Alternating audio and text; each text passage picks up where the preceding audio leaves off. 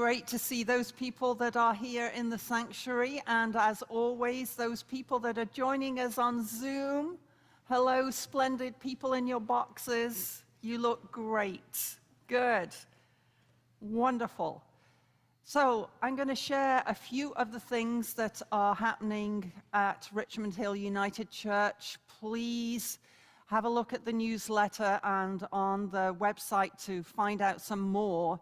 June is an exciting month. So next Sunday, June the 11th, we have our Pride celebration, and we are celebrating 10 years of being an affirming congregation. That is something to celebrate. So please come in your finery, in your colors. If you've got bling and shiny stuff, then you go for it. No holes barred next Sunday. Let's see how absolutely splendidly brilliant we can be. And on the 17th, on Saturday, there will be the York Region Pride Parade, and Richmond Hill United Church is proudly participating in that. And you're going to hear a little bit more about that next Sunday. But again, if you want the details, Brian is the person who will email it to you. So have a look on the website, have a look at your newsletter. An exciting news about the redevelopment. So I'm really pleased to invite Jane up to give you a little snippet about some of the things that have been happening and are going to happen.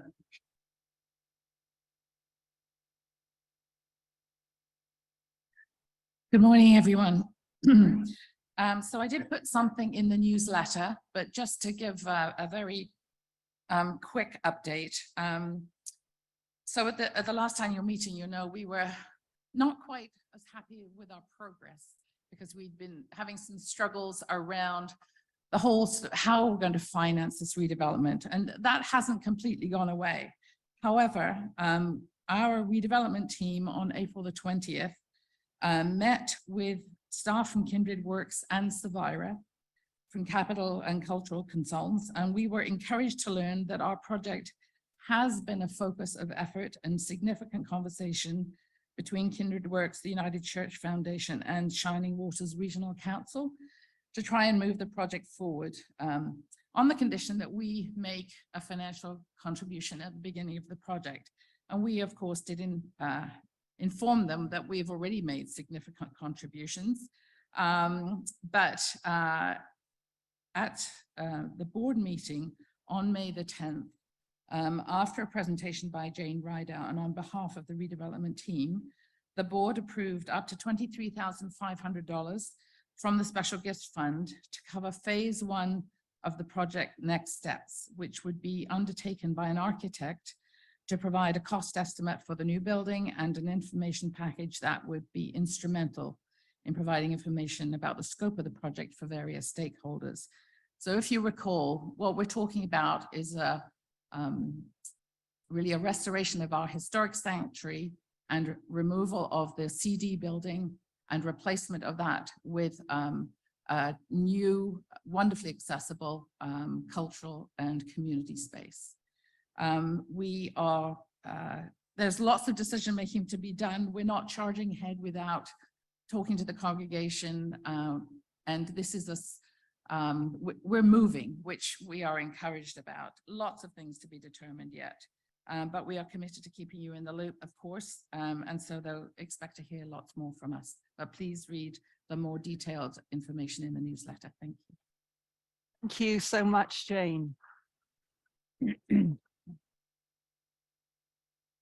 And for those people that can't access via the newsletter or the website, there are some printed copies of the report on the table here. And that file is also with Deb Fratton, so you can email her and get the file directly if that is helpful to you. So let us continue in our time centering about why we are here, whose we are. So let us take some moments to center with music that Barry is going to share.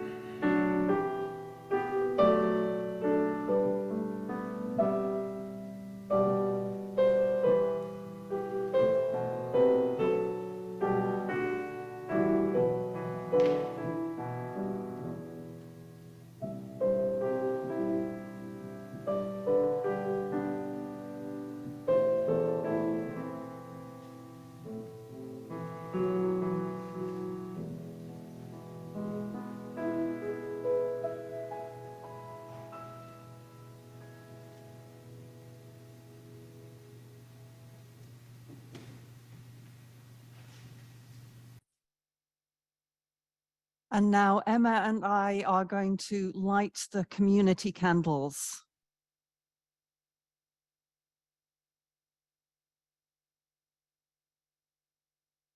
The other way. There we go. We light the candle of our faith in Jesus. Jesus, the radical, the one who calls us to live love in the world.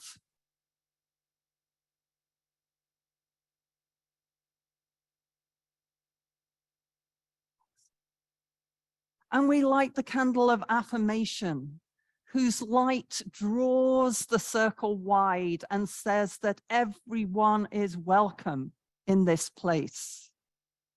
And the candle of reconciliation. This is a candle that lights the path towards healing, to mending broken covenants. And finally, the candle celebrating our diversity, highlighting our commitment to become an intercultural church.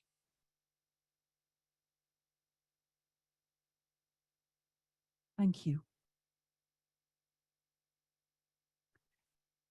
And this month, as part of our acknowledgement of the importance of Aboriginal people on the land and also as part of the church, we are remembering that the United Church crest in 2012 had a little rejig that involved some additions. It involved the colors that are so important to the spirituality of First Nations: yellow, red, black, and white.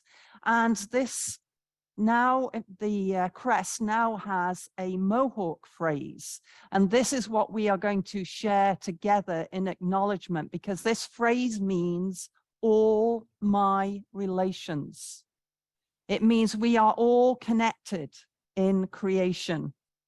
So I'm going to break it down into 3 phrases. You're going to repeat after me. Hopefully, eventually, we'll just be able to say the whole thing, no worries whatsoever. So let's start with Agwe. Agwe. Nea te te wa. Nea te te wa. Ne ren. Ne ren. Okay, we'll do 2 phrases at a time. Agwe nea te te wa. Agwe nea te te wa. Ne ren. Ne ren. The whole thing? Agwe nea te te wa. Ne ren. Brilliant. Brilliant. They've got it written down. Sorry to burst your bubble.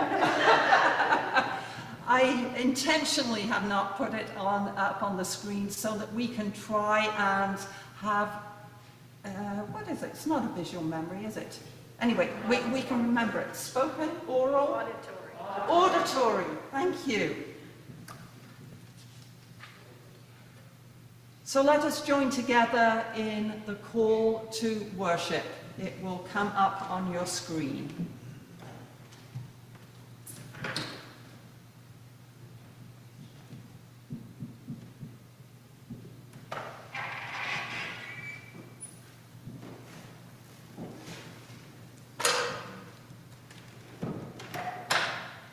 Loving God, let today be the day that we turn to you first.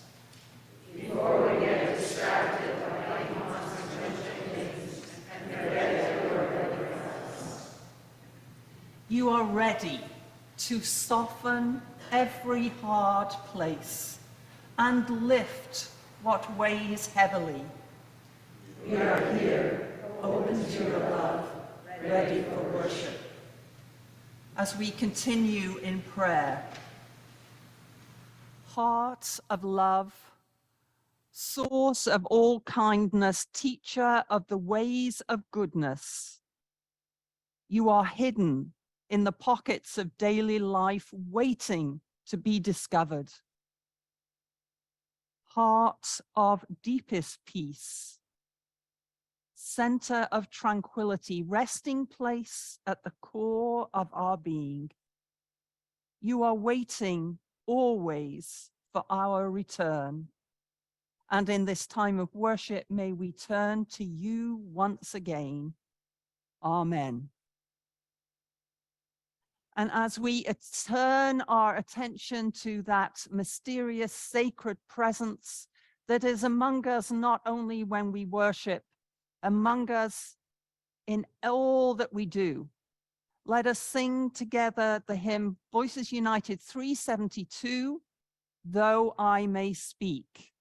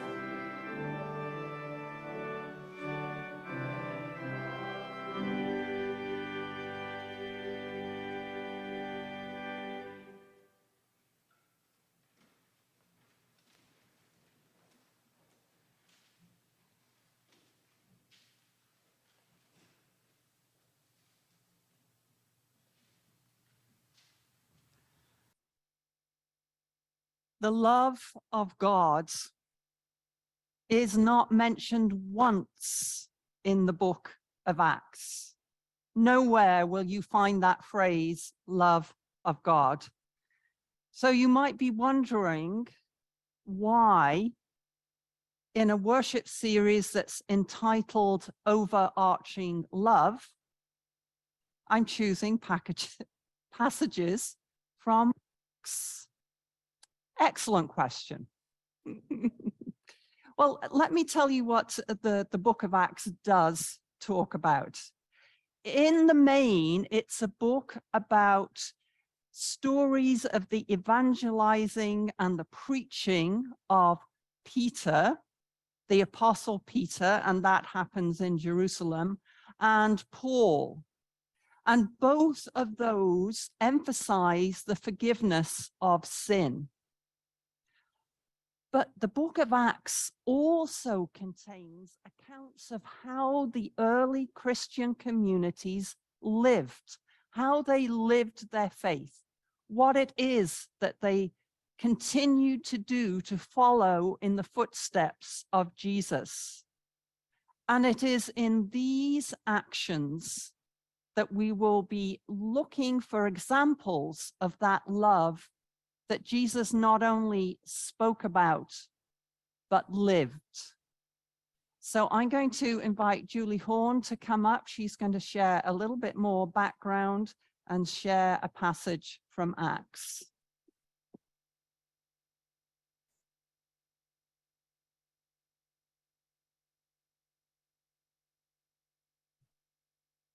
Acts chapter 2, verses 43 to 47 summarizes the daily life of the earliest Christian community in Jerusalem.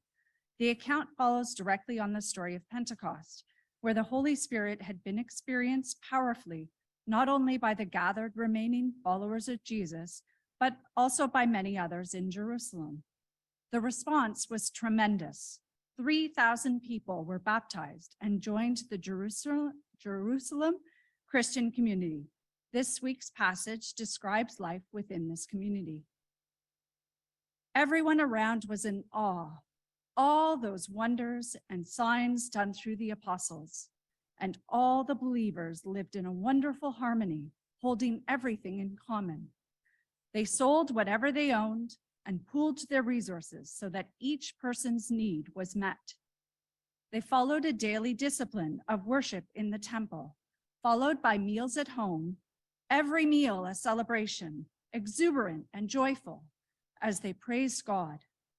People in general liked what they saw. Every day, their number grew.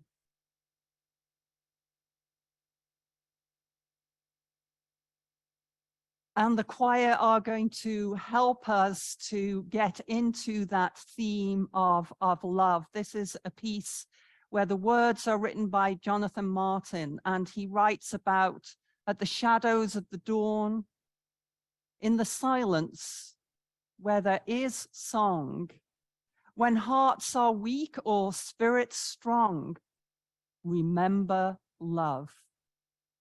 So let us hear this anthem by the choir.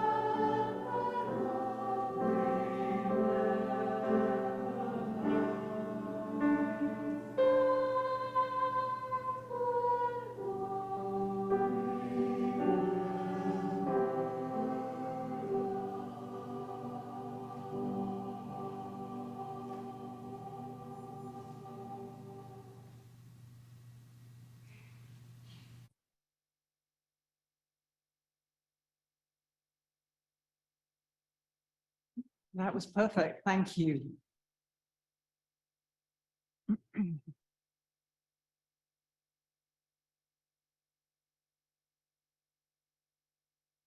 So the many ways that we remember love, live out love, and this passage that Julie shared with us is talking about the idea of pooling individual resources and then using them for the common good.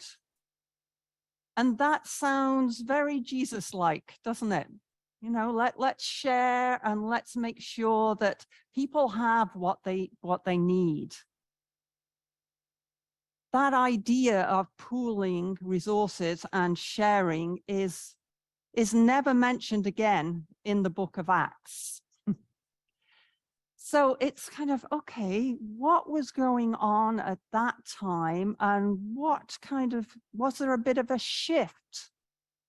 You don't hear Paul writing about this idea of pooling common resources. And Paul wrote many of those letters.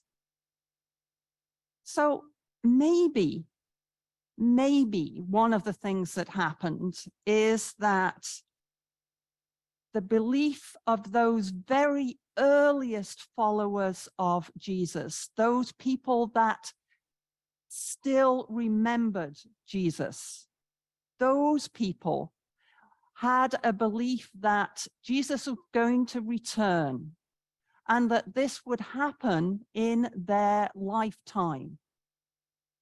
This idea that Jesus would bring a new heaven and a new earth.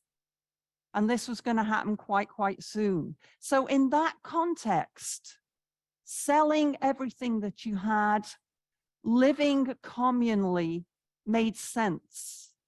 But as we know, the years unfolded, the decades passed, the centuries passed, and that expected second coming of Jesus didn't happen in the way that those early followers thought it might. But things didn't totally change. That whole idea of coming together and sharing, particularly the idea of eating together, sharing meals together, we hear a lot about that. We hear about people that were praying together, sharing meals together. We hear of people like Lydia, who opened her house to others so that people could come and gather, they could come and tell the stories of Jesus, they could eat, they could pray. Lydia was very generous with her wealth.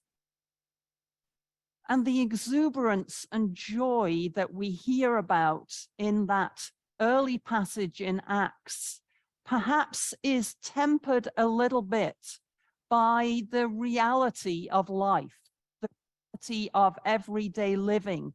We know that tensions were growing. Tensions were growing between Peter and Paul. Peter and the early Christian church that stayed centered in Jerusalem, and those churches of Paul that were sprouting up all over the non-Jewish world around the Mediterranean. We know that Christians were being imprisoned. They were being persecuted. But yes, the message of Jesus was still spreading. Numbers of people that believed that this was an important way of living were growing. But it wasn't easy. It wasn't like that idyllic sense that we got of gathering at meals, sharing everything together. And life isn't very easy today for many, many people, is it? The world seems to be filled with negative, bad news. Often on a newscast, you'll get most of it with pretty dispiriting news, and then there's just something at the end that's a little bit more positive. We live in a world where most people don't have enough to eat, and some eat way too much. The balance is off. How about a world with clean water? Well, clean water and clean air is becoming more and more scarce as the climate crisis deepens. And we're still teaching our children, aren't we, the importance of sharing, that it is good to share with others. And then in the next breath, we show them something quite different. We show them how we all protect what we have at one time and another. And it makes us long to say, tell me something good. Tell me something good. I don't know if you know that song. Those of you that do can probably hear Shaka Khan in your mind singing, tell me something good. It was a piece of music that was written by Stevie Wonder. I didn't know that. So if we think about the good things, where are the places of joy in our church? I think that the Mission and Service Fund is a good thing. The Mission and Service Fund isn't about just throwing money at problems. It's about connecting with people. It's about being in partnership with people, using people's expertise and knowledge, as well as sharing resources. Sounds to me a little bit like that community that we heard about in Acts. Pooling our resources so that we can respond to Jesus's call. And in 2022, the United Church of Canada, the people, you folk, certainly responded to that call to the tune of $24.5 million. $1.5 million of that went directly to work in the Ukraine. But usually, if you think about every $100 that's donated, there are 4 main areas that get about the same amount of money.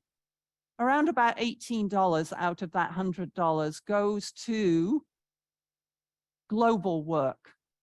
So in all the main continental areas of the world, we support global partners, particularly around peace and justice work. And then that ministry continues across Canada. Another pot of money is given to all sorts of organizations across Canada that are working, most particularly in the area of employment, housing, and mental health. And then you've got faith formation with young people, with the intercultural church and diverse ministries. That has another pot of money, and Indigenous church has about the same. The most goes to local congregations. Out of that $100, $22 goes to local congregations, particularly those congregations that are ministering in remote areas and need particular support, but also those congregations that are engaging in innovative and new ways of being in ministry together. And then we've got theological education. That also is supported. We've got 7 theological schools and 3 education centers, all of which are supported out of our mission and service. So that idea of overarching love all the way around the globe, all across the country, from church to different organizations. It really does pick up that idea of the joy-filled energy in that passage of Acts. These are stories of transformation. They are stories of love, most particularly love in action. So if we think about tell me something good, these stories are a great place to go to. There's one that caught my eye. It's called Dignity on the Menu. We think about myself. I am really, really fortunate. I can cook basically whatever I fancy at home. I could afford to go out to dinner if I so chose, or order a takeout. I think about the family meals that we have had over the years and the amazing celebrations that they are. I am able to do that. I suspect that many of you are too. Our daily experience does not involve standing in line with a tray for every single meal. Can you imagine? Standing in line with a tray and being moved along. Center 507 is an Ottawa-based organization, and they are one of the partners in the Mission and Service Fund. And several times a year before COVID, they used to do a special adult drop-in in a small room that they created a fine dining experience. People could go into this restaurant room. They could receive gourmet food. They had a menu that they could choose from. There were decorations. There was candlelight. And all of this for $2. It was a full service meal with great company. And what people noticed was that by having that experience, even though it was only occasionally, those folk that were struggling, something shifted in them. Some of their dignity was returned by being able to sit down and order exactly what they fancied, not feeling pressured to leave because the next person needed to sit at the table. And that was the beginning of Café Sang Zira Set. And that continued to spread during COVID. We tend to think that only terrible things happened during those COVID lockdown years. But one thing that happened during this cafe is that all the meals had to be served in sit-down fashion. There were no long lineups and going past food and all of those things. And what's happened in these, I'm going to say post-COVID times, is that that has continued. Meals are now served in a dining fashion. People sit down, they are served, they take their time, and then they can move on. If people are not able to get into the sit down element of the meal, then there is food to take away. It isn't perfect.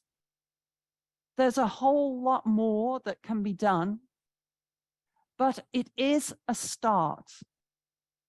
And the folk that are a part of this organization say that they will never go back to having long lines of people lining up with a tray. And the other thing that's happened is that now people are being trained to be servers. People are being trained to do different aspects of food preparation. That is a good thing. That is possible because you folk give to the mission and service. And that is part of our overarching love that connects us to every single person. That's what we are about.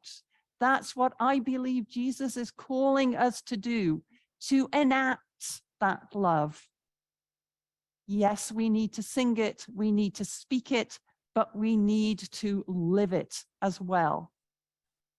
And what better Sunday to think about that than on, this is the 98th anniversary of the Union of the United Church of Canada. Well, it will be on the 10th. It's a close Sunday.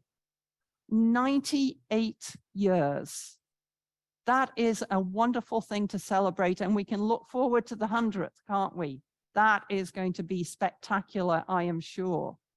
So let us continue to work at reaching beyond ourselves, reaching over and through those blocks and divisions that disconnect us, thinking about what would it be like to dance together, to be joyful together, to eat together in a way that it is love that sets us free. So sing me something good. Are you up for it? All right, we are going to join together in our next hymn. It's When Hands Reach Out. It's a More Voices hymn, and it's 169. I'm saying that very slow so that Barry can get to the organ.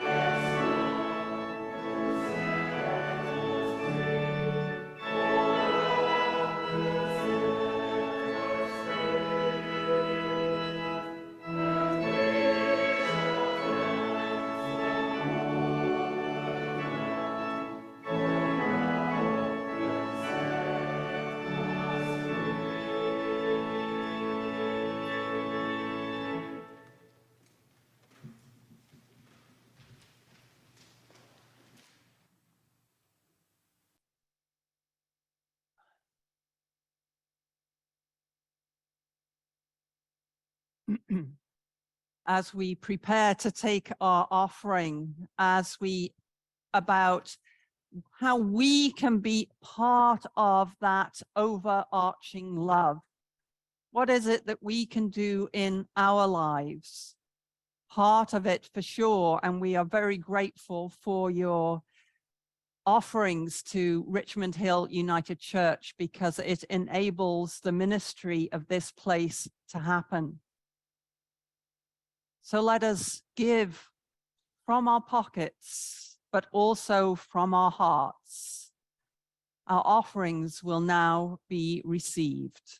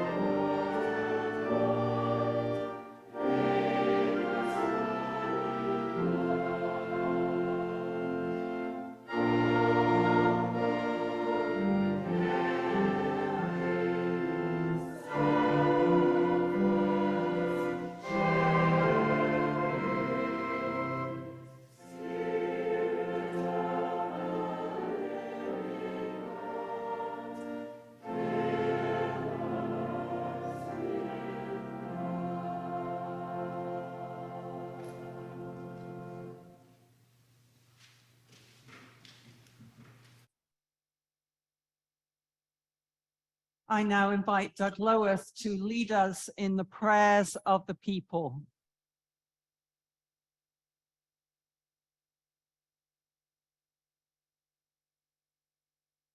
Friends, like people of many faith traditions, we gather together. We still our bodies, eyes, hands, and breath. And together we invite God into the quiet places where we hold our most sublime joys and our most painful longings. We approach them all with reverence and with love for ourselves and others. And we hold up in prayer these joys and longings in this sacred gathering. Bountiful God, we are thankful for this new day, for time. Time we can give to others and time we can give to ourselves. We are blessed with opportunities to do work that expresses our values and hopes, that makes a difference in the world, however modest. We celebrate love in action in our daily lives. A visit to a friend who is shut in, a call of congratulations or commiseration, helping to clean a home, accompanying someone to a doctor's visit, sharing a meal. We celebrate love in words too, when we say thank you, or I'm here, or please let's try again. We applaud big stories of love in action. The resistance shown by LGBT groups in Florida planning to parade in defiance of new laws targeting their community. The project in a historic cemetery in St. Catharines to restore grave markers of former slaves who settled there in the 1800s. We are so thankful for all of those people, near and far, who inspire, who comfort and sustain us.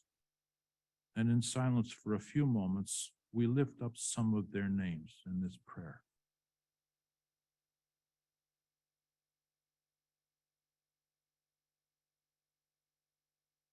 Comforting God, we also ask you to ground us and help us once more to find our centers as we hold up in prayer the fears, sadness, and despair that we carried this past week. We lift up in prayer our concern at the destruction caused by wildfires in Alberta and Nova Scotia, our anger and shock at the preventable death of a child whose family was among the thousands detained at the US-Mexico border, at the deaths of 300 people involved in a train collision in India, and South Sudan receiving tens of thousands of refugees they can barely afford to take care of, coming across their borders from violence in their neighboring country. And closer to home, we hold up in prayer people we know who are ill, those who care for them, those who have lost a loved one and are still learning how life will go on. Compassionate God, from the quiet of our expectant hearts, we bring before you people and places in our lives, including ourselves, in need of your healing presence.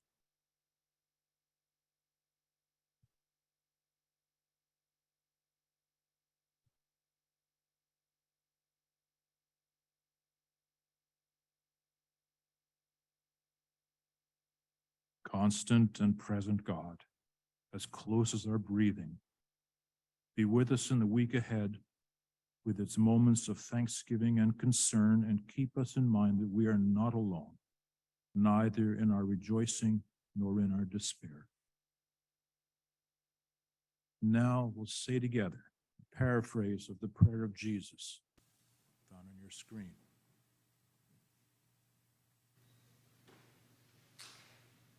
Indwelling God, free-flowing Spirit, infused throughout all existence, we honor you with many names. Your Spirit is within the human heart. We accept life for all that it can be, on earth as throughout all creation.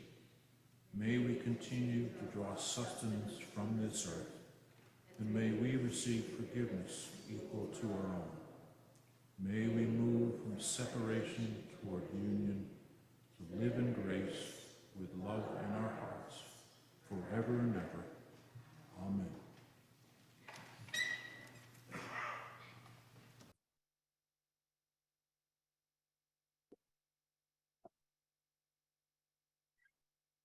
And let us sing together the Voices United hymn 702, When a Poor One.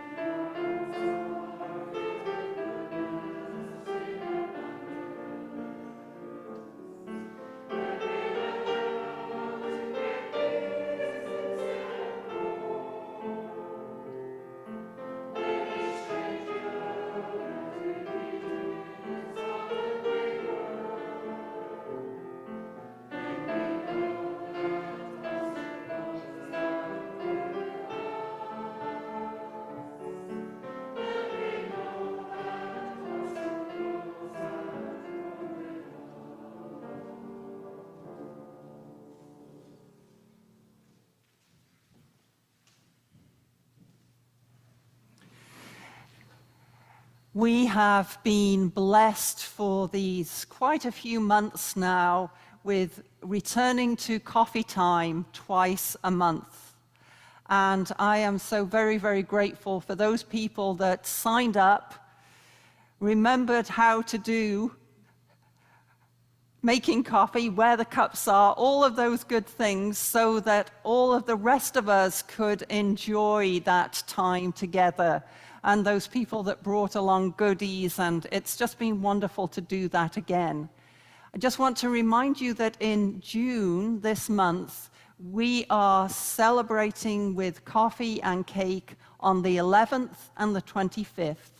So next week, because it's Pride, you can only imagine how splendiferous the cake is going to be. And on the 25th is Julia's last Sunday with us. So we are going to make that a bit of a celebration to send her on her way. So for all those blessings that we have received, let us live our blessings in this world as we remember that we are sent out in Jesus' name. And we are going to sing this in English and in Spanish. It's more voices. 212. Are you ready? I know, your Spanish is just going to improve leaps and bounds.